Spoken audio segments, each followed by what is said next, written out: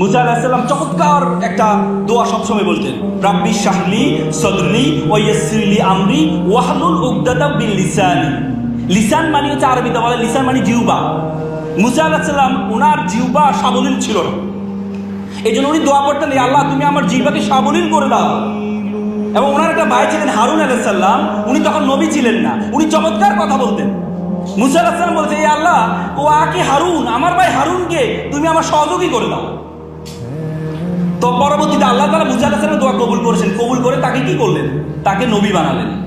তার মানে কথা বলা এমন একটা যোগ্যতা, each and every religion are emphasizing to speak. প্রত্যেকটা ধর্ম মাচ্ছন্যায় পহিত প্রকৃতি বিলক্ষণী কোনা ক্রম রাহিত শ্রী, খুব চমৎকার কথা বলেছেন, তোমার স্ত্রী যদি সুন্দর হয় তাহলে তুমি যে কোনো জায়গায় তোমার ধর্মকে তুমি অ্যাড্রেস করতে পারো। তার মানে কথা বলাটা একটা বড় যোগ্যতা।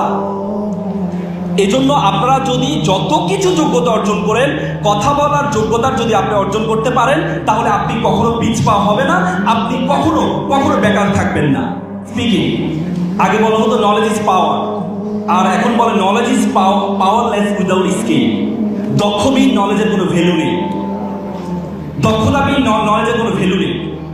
আপনি এমন একটা যোগ্যতা অর্জন করতে হবে যে যোগ্যতাটা 10 জন মানুষ থেকে আপনাকে পার্থক্য করবে, 10 জন মানুষ থেকে আপনাকে পার্থক্য করবে। আজকে অ্যালার্মি আমাদের দেশের জন্য, আমাদের দেশে প্রায় 10 লক্ষ গ্রাজুয়েট বেকার আছে, যারা অনার্স মাস্টার্স পাস।